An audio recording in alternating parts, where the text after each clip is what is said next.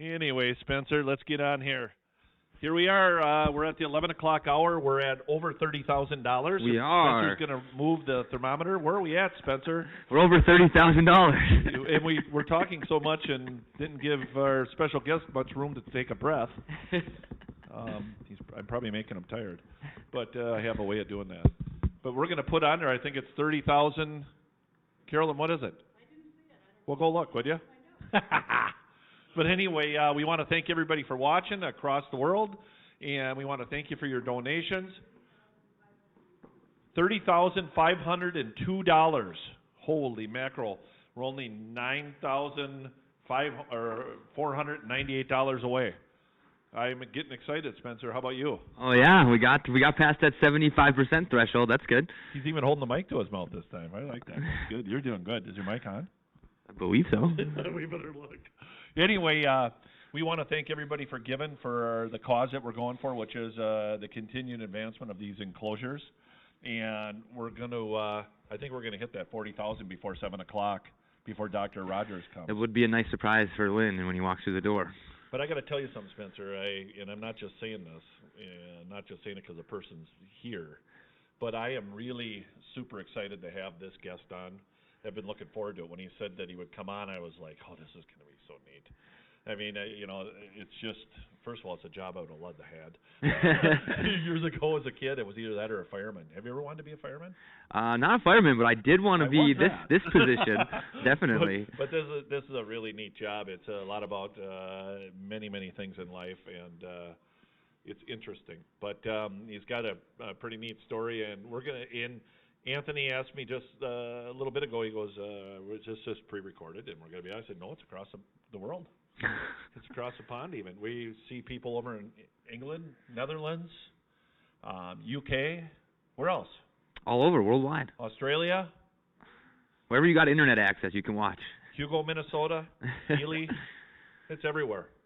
But mainly we want to say hi and welcome Anthony Bermel. I think I said that right, didn't I? Come on over, Anthony. Anthony is our DNR officer, right? Correct. Anthony, he looks professional. I like it. Morning. How you doing, Scott? How you doing? Good. We are really excited to have Anthony here. He is he's been, how long have you been in Ely now? So this is my 10th fall in Ely as a conservation officer with the DNR. Yeah. 10 years. Quite a while I've been here. And you've had some experiences over your times being in that position, I would imagine. It's a very interesting job. I get to deal with all kinds of people. One of the great things about it, though, is just interacting with people on a day-to-day basis in the outdoors, and I'm an outdoorsman myself, and so to be able to interact with people every day, doing the things they love, anything outdoors, and certainly there's some lawbreakers that are some interesting stories, but a lot of the contacts are just very, very positive, which is great. Yeah, and it's just fun to know that we're just so blessed with having this group that's here up in the Ely area, and Babbitt. We got wonderful officers. Well, and there's just so much resource around here, and that's one thing that's great about it is the variety, and also places like this that encourage people to get outdoors, and this ecology hall. I know it was several years back that went up, and I had the opportunity to donate a loon. And, oh boy, you don't even know how cool that was. Seriously, it's neat. Thank you. Yeah, you bet. Yeah. You guys have donated things off and on here and there, but that loon, and I remember I thought to myself, okay, now we got this loon, and Lynn was all excited. Dr. Rogers was like, whoa, we got a loon. And then I told him that you had brought it in. He's like, oh, he's my neighbor right down the road from me. He was so excited about that, and we ended up getting the loon taken care of, and we got a great. It's just an awesome display. It really is. We got the loon sounds playing. You've seen it. Yeah, and that's such a unique, a unique bird, such an iconic bird in Minnesota, and something you don't often run across. But that's one of the neat things about my job is being able to deal with the wildlife, and get to handle and interact with things that maybe most people don't. And in this case, if I recall correctly, it was all wrapped up in fish line and stuff, and unfortunately that happens, but then to be able to use it in a display like this is It's neat. neat opportunity. Well, yeah. that way people yeah. can learn. It's a good educational piece. Right. And, one of the days I was on my way to work, and I happened to take a look, and it's always an interesting drive to work in a lot of days because you see a lot of wildlife. And all of a sudden I looked over to my left on the side of the road, and I seen a bald eagle that had gotten hit by a car. And I've seen that for days when I would go by, that they were feeding on a carcass down in the ditch. And I was all excited thinking, oh boy, Bear Center's going to get a bald eagle, So I got a hold of you. I got a hold of you guys, and it was like, the waiting list is huge, and chances of getting a bald eagle are pretty slim to none. Yeah, that's kind of out of my. That one's out of my wheelhouse. That's more the federal care of that. I didn't know that. Yeah. It was like, you're all excited about it, but boy, that's a big bird. Yeah. Oh yeah. Holy The wingspan on those are unreal. I couldn't believe the claws when I and the looked them talons. up. Yeah. But you make that call right away and do what's right, and it was really neat to see that. But we're gonna move ahead a little bit. You had a unique situation happen this year. Yeah. And it was with Dr. Rogers. And maybe you could just have a little fun with that and tell us about it just briefly. You bet. It was kind of an interesting story. So I got a phone call. Actually, I think Spencer, that was just on, he was the one that called me and had mentioned that somebody had hit, unfortunately, a couple bear cubs on the highway just on 169 here between Ely and Tower. Okay. And so I was relatively close by. I responded down there, and as it went, kind of the circumstances were, it was kind of hilly, curvy area of the highway there, and a mother with two cubs was crossing the road, and unfortunately they missed the mother but hit the cubs. And the person that was traveling directly behind the vehicle, they had stopped, and they said when that happened, the mother had grabbed one of the cubs, and I don't know if it was alive or dead or whatever, but it had grabbed one of the cubs in its mouth and then gone off into the woods, and the other cub was still laying there on the roadway, and this guy had stopped, the guy that was behind the person that hit it, and he'd kind of pulled the pretty small cub, and it pulled it off the roadway, and it was laying there when I pulled up, and he was sitting there next to it. And it was alive. It was at least somewhat alert, but I was trying to assess, like, okay, how badly is this thing injured? Is it going to be something that can survive this? Are we going to have to look at getting it to a rehab, or what are we going to have to do here? And eventually the cub did stand up, and it was kind of limping, but it started getting more and more coherent. It started getting more active. The limp started to go away. I thought, well, this is good. This thing's going to survive, but still, what are we going to do with it? Well, then it goes up onto the shoulder, and I think it had probably remembered. Okay, Mom was we came from the other side there and wanted to go to the other side. So I'm trying to kind of block it, keep it off the roadway, and of course people are traveling by and looking, and a small bear cub like that is a pretty interesting thing to see. So as I'm trying to block it and keep it off the roadway, it's starting to get more and more active and more alert, and it's getting a little feisty. Well, it gets out onto the roadway and right onto the middle, and then it laid down again. And it's like, oh boy, and it's just big enough where it's like, do I really want to, those teeth are sharp, those claws are sharp. Do I really want to pick it up and try to get it off? And then about that time, Lynn, Dr. Rogers arrived, and he comes out and greets me like he said he is my neighbor. And he said, well, should we get this thing off the road? I could just hear him, Sean. Anthony, you mean? Sean's the other guy. But, Anthony. Yeah. How are you doing? I always do that name problem thing. But anyway, so he said, you want me to help you get it off? I said, actually, that would be very helpful. And so he reached down and grabbed it by the nape of the neck, and it was pretty interesting, though, because this bear was just big enough and feisty enough that it was scratching and biting and clawing and trying to get at him, and was active enough where it was hard to hold on to. And we got it, he carried it off the road and down a side road, and he got pretty clawed up. There was he sacrificed a little bit for that thing. He was bleeding down the arm, and I was concerned because I don't know, but we got it down the road, and I said, all right, let's let this thing go, and hopefully it'll unite with its mother. And I'm guessing it did. Eventually it went off into the woods, but it hung around a little bit, and it wasn't real happy. It kind of jumping up and scratching and clawing and biting. But yeah, so that was interesting, and it was good to have his help on that that one. But you know, unfortunately, we don't know what happened.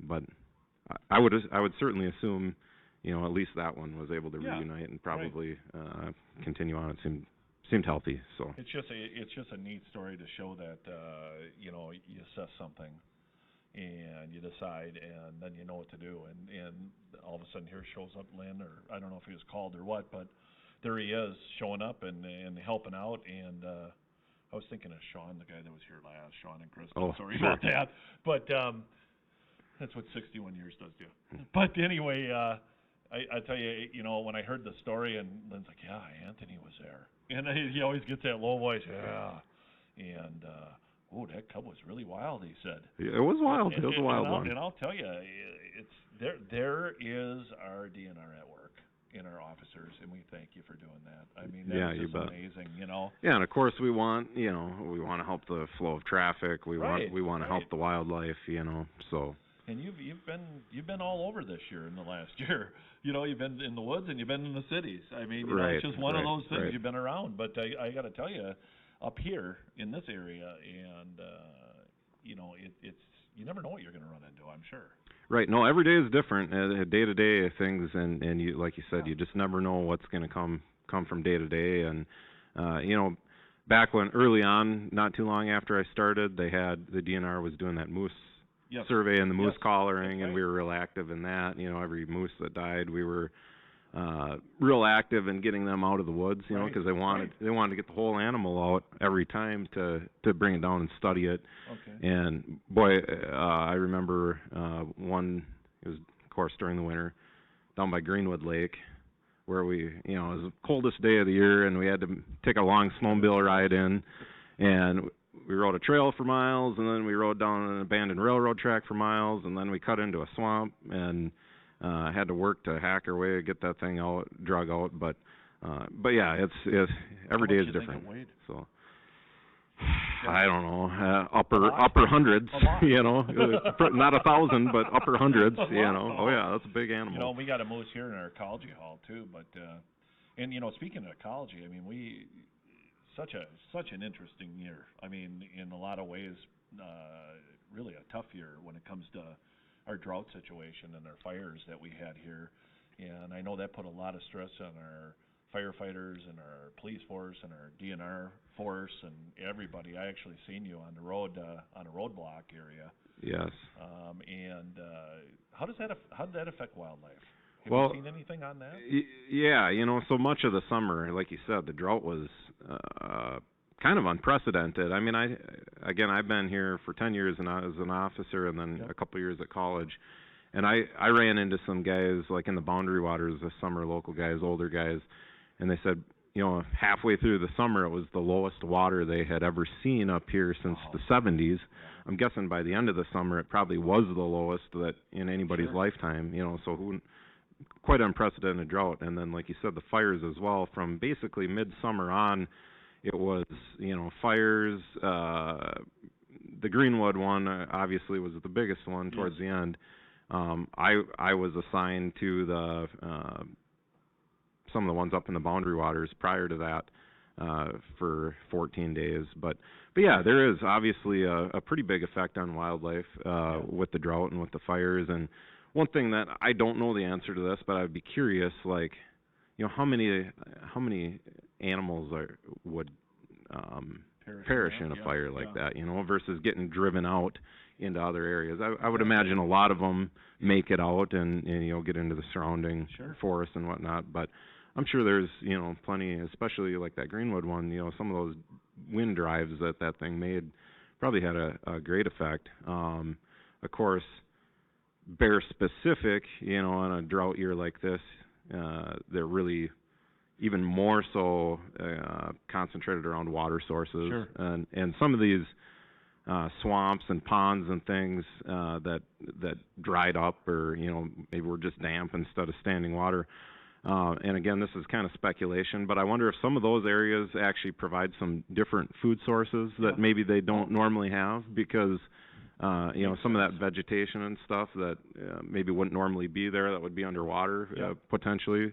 And then I know, like, you know, the bears are hitting wherever there is good food sources. I think there's a lot more movement in a year like this with the drought and the fires. They're going to be, you know, traveling to areas that have more food. I mean, myself this year, you know, normally I blueberry pick. I never picked a blueberry this year. No, my wife didn't either. She's got her private spots like you probably do. Sure. Yeah. And hey, you know, maybe you could tell us on some of those private spots. Blueberry picking spots are really protected. That's like big crappie spots, or we don't share those. Mushroom spots. Absolutely. I've heard those people drive hundreds of miles out of their way, so they even chanterelles, you know, those come up the same spot every year, and I like eating those. But yeah, it wasn't much of a mushroom year either until you know, into the fall here. Now we've gotten a lot wetter. Yeah. And I would assume that was actually a pretty good food source in, you know, September or October for some animals. The mushrooms that popped up, there was a lot of them. It's just weird to see that with all of a sudden in the wood ticks, all of a sudden we're out late. Oh, deer ticks too. Deer ticks. Yeah. My wife had them on her. It was like, wow, that's weird. It's fall. Yes, yeah, and I've seen the deer ticks in the fall, but yeah, there was certainly some moisture related things that brought them out. But yeah, there was a lot of them. Well, we got a lot of deer tick issues up here. I'll tell you, everybody does, I'm sure. But that's probably kind of one of your dangers of being out in the. Yeah, I don't mess around with that. When I get them attached, I go get a couple pills to, you know, preventative dose, because I don't want to mess around with that. But yeah, just you know, again, I think.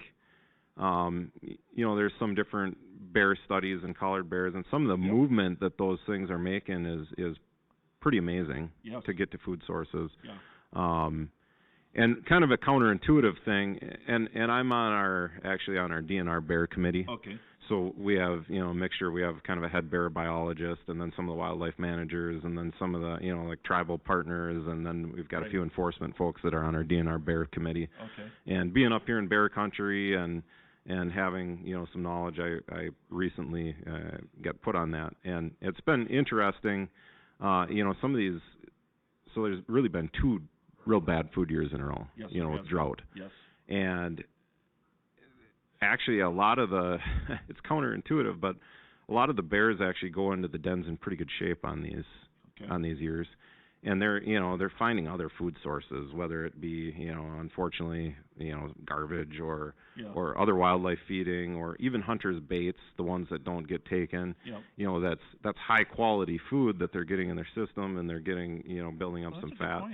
And again, purely speculation, but I'm wondering if some of these drier areas that are still relatively wet, if there's some value to some of the food in there that they maybe normally wouldn't have, because even, you know, again, a lot of what I do, you know, is interacting with hunters. One of the guides in this area, he noted that there was particular, actually surprising amount of fat on a lot of the bears that were harvested this year, which is kind of interesting. We were worried about that. We kept thinking, you know, geez, a lot of the animals, I've seen the deer, you know, at the feeders at my house, and they look healthy. Yeah. But the frost hit at bad timings, plus the drought, because I know that the blueberry crop for 2 years really hasn't been nothing. Right. And bears and a lot of animals look at that blueberry crop as a second food. Yeah, absolutely. Snow fleas and stuff like that. Absolutely. Which I can't even see, but they eat them. But yeah, that's a good point to make. I never thought of that. Yeah, and some of those areas with the fires this year, the Greenwood, that large area, and then some of these other, you know, they're pretty remote areas, and they're good bear country, you know, and they're areas that don't get much pressure anyway from hunters or whatever, just because they're remote and they're not close to population centers and whatnot. But you know, again, it'll be interesting to see how that pans out with, you know, as things come back. Yeah, because when you see the fires, it looks like some of the areas were just ground burned. Oh, it burned hot. Yeah, I couldn't believe how hot it burned. And I actually heard from some of the people that Blake and them, that it created its own weather source. Right. That's just unbelievable. Yeah. Well, I mean, there was days, you guys probably saw it, but there was days where I could look north from my house in Ely and see the big plume from the Canadian fires just over the border. you could look to the southwest and you'd see the big plume from the Greenwood fires, and then if you got in the right spot, you could look basically to the east, and you'd see the plumes from the ones over on the other side of the boundary waters. And it's like, wow, this is something else. But I went up to the airport to drop something off up there, and I got pointed that out. You can see all three areas, and I had never even thought of that the Canadian fires were that close. But I know that the one day I drove to work, it was eerie. Right. And you live in town. Yeah. It was eerie. Some of that smoke and made you not want to have a campfire. No, that's right. Not only for the idea of starting another fire, but just you're so sick of the smoke that it's like you don't want to smell that again for a while. No, And everybody I talked to was like they didn't even want to hardly start a chainsaw outside because they were afraid that their home would burn down from it. Right. But I'll tell you what, it's just you go through many curves. Yeah. And we ain't in control of the environment as much as we think when it comes to weather. Right. That fire started from lightning. Yes, correct. Yep. And how they said it smoldered for. Well, I think it had been like 10 days since the last lightning that thing took off, and it's like, boy, that's amazing that they can sit there and then just spark after such a length of time. And then it goes from a spark to 500 to who knows how many people out there fighting that fire. Oh, right. A lot of people. Right. But I'll tell you what an absolute amazing thing to watch. Yeah. I was down there evacuating dogs from Friends Kennels, and I've never seen teamwork so good. Yeah. That's we're kind of fortunate to have a group out there of volunteers and people for the Bear Center that's like that, and it's amazing when you get that. Yeah. And you could see it. I mean, in planes, and they have everything was just orchestrated. Right.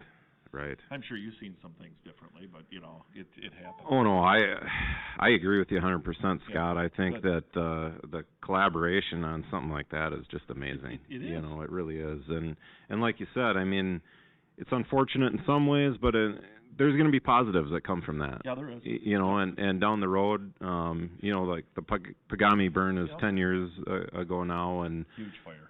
There's the moose are doing well there. They do excellent. I think they're going to do very well, in 8-10 years in some of these burn areas. Yep. It's going to be good for them, Easier for them. It's better food source. It goes. I mean, do you see like in areas of burn where the blueberries come back real strong and stuff like that? It all depends on how it comes back and how it burned and everything, but you get obviously some of these jack pine stands, you get a lot of raspberries, certainly you get some blueberries in areas. Some aspen regrowth, and that mix, that's, obviously, from the beginning of time, fires were the primary management, and now it's, still used, but, there's a lot more of us around that we gotta, watch the public safety aspect of it, but areas like that, it's gonna be good for the wildlife down the road. Well, and I'll be really excited at the end of this year for you to publish that where are the new blueberry patches, and I think it'll probably be a good seller, of where to pick all that stuff. So if you're watching out there and you want to know where all the hot spots are, don't ask Anthony. No. go ask Scott. But he is selling jam. Be a good side business for my wife, right? Right. It's like one of those infomercials, right? But no, we really appreciate you coming on, and it's exciting to hear your perspective of everything, and for you to take the time out of your busy day, because this is a busy time for you. It is. It's deer season still, so that's primarily what I've been working. But I am glad to come on and appreciate the opportunity. Thanks for asking me. We appreciate you guys' support, and like the loon, and it's not about giving us, it's just working together. Right. And I'll tell you what, the North American Bear Center appreciates you. I know the Wolf Center does. The whole city does. But keep doing what you do. Yeah, thank you. Keep strong, and thanks for that story on Lynn. You bet. He was pretty bloody. He was. He liked it. He felt kind of... He was probably proud of that. He yeah. was. Battle scars. yes. So we want to thank Anthony for coming here again, and we thank all you out there for watching. Yeah, and I'm not just saying it again, but it was really exciting to have you here, and we're hoping to maybe bug them down the road to start a couple programs here about conservation and different things that are going on, or whatever we can come up with. It seems like they're always willing to work with the public and people at your place. So thank you so much. You bet. I really appreciate it. And we thank his family. Donna Rogers wanted me to thank you for coming here, by the way. Oh, good. Very Donna, good. I thought it was very important for me to say thank you from Donna. And that means a lot. She is a very nice lady and a very nice neighbor, and my girls. And you don't see Lynn much. No, because he's coming and going all the time. I always pick on him about it. But, yeah. We want to thank you, and again, we're giving it a max here, and we were excited to have some neat guests. Anthony will let you get back to what you do best, and that is have fun with the public. Very good. Because we all know how fun the public can be. But thank you very much, and I'm going to let Anthony go, and I'm going to just talk a little bit more about Give It a Max, and we'll go from there. Thanks, Anthony. Scott. Appreciate it. Keep smiling. Yep. See you Sunday. That was really a cool time there. I tell you what, being with Anthony, I mistakenly called him Sean because of Sean and Kristen. But it's fun to hear those stories. It's fun to hear the way he talks about how the bears had food. Yeah. Some people may think it is a negative, to have like a food plot out there to hunt a bear, but Dr. Rogers actually helped design that. He did. Hunting strategy, and there's a lot of times where the bears they eat out of that stuff. Yep. The purpose for him designing that was a lot of hunters will let a bear just go, but if they're over a bait pile, and I know a lot of people don't like to hear this, but for us that work here and here, how many bears need rehab? It's a clean kill, and you don't want something out there. You don't want. I've seen in my 14 years here, I've seen enough of that, and the bait stations provide the hunters with a clean kill, and it happens here. Okay, it's this is northern Minnesota, and not everybody agrees to it by any means, but it sucks to see an animal suffer. I don't like it. It doesn't. It's sad. But it's good to hear about the food sources and the positives on the fire, and he sees that stuff every day, and I can guarantee I'll be following him around when the blueberry picking to see where he's going, because it really is a secret, believe it or not. Yeah, it is. I mean, I have my own stash. My wife, I do, and my wife picks blueberries, and she's pretty open sometimes, and and it's like you got to keep those spots quiet. But there hasn't been nothing, and she usually makes a really good triple type berry or a mixed berry jelly, and she hasn't made that for a few years now because there's no raspberries and they were very small last year too. And we worried about that right away after that we got that untimely frost in the spring. Yep, and then no rain. And then no rain, and we kept thinking about the wildlife. And it ain't just bears; it's all wildlife that was hurting because this rain just kept going around us. Yeah. But on a super positive note, we're at 30,502. No, excuse me. Oh, excuse me. Well, I came to interrupt you. Well, that's wonderful. We are over 31,000 right now. Did you hear that? We're over 31,000. Over 31,000. You guys are rocking it. You just we're trying to all get stars. people in here to help us boost that up above 40,000 before 7 o'clock tonight, before Dr. Rogers comes. He'll probably elaborate on that story a little bit with that Anthony told us from the DNR. I think he'll elaborate a lot. Because I thought Anthony did an excellent job doing it. Yeah. That cub was pretty roused up, and you can't blame him. Yeah, you can't. It's out of its. People just don't go up to a cub and say, "Come on, let's go," and it doesn't happen. That's why we educate here. That's why we have the bears we have. That's why we want to have the enclosure we have, the professional place. We enjoy seeing the guests that were in here this summer. We did have a boost on guests. We'll talk about that a little later today on the state of business on one of our shows. I think it's around 2 o'clock or 1 o'clock with Amy and I and Missy. Yeah. But ultimately, you know, the Bear Center lives and breathes off of donations. We Our do, donations and are phenomenal. I just can't. I have to say this because I know Reed, you're listening for one, and Reed was here and she couldn't volunteer this year due to health reasons, but she's an excellent volunteer, and as all of my volunteers are. But Reed said, as she handed me a check, she said, one of my best attributes is to beg for money. So, you know, you got to do what works. And if that works for me for these bears, that's what I do. So if you're willing to give, I'm willing to take it, and it goes directly into bear care. Every penny. Every penny.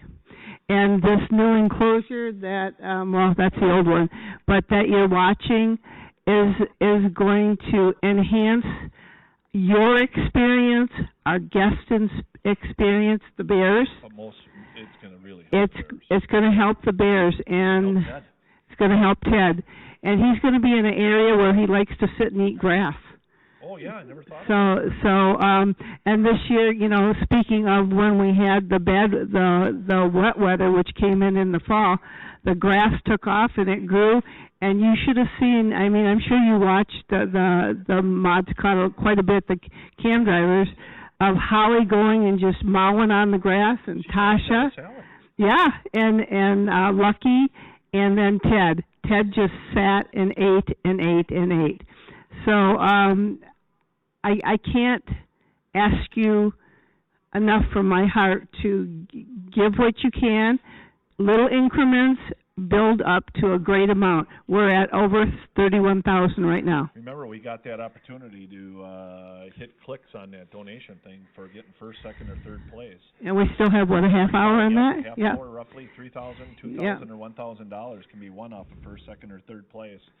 So, you know, we just want to say thank you to everybody out there, and let's keep clicking those numbers, and, you know, just keep doing it. And again, Anthony's leaving now. We want to say thank you, Anthony. Thank you, Anthony. Thanks for that big smile.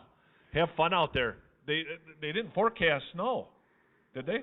Yeah. We always get it when they don't forecast it. He says right. That's right. Yep. You have a good one. Enjoy the family. But you know, it's just really, really neat. Spencer's coming. I think he's going to do something with the thermometer here. He's moving the thermometer, guys. And he has a huge smile. 0 to a 1.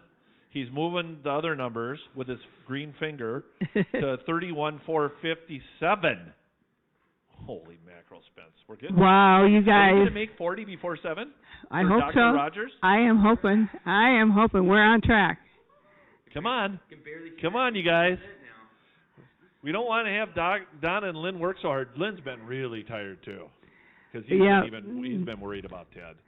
He has, and I have to. We said we weren't going to talk about Ted. Yeah, I know. I know, but we're talking about Ted.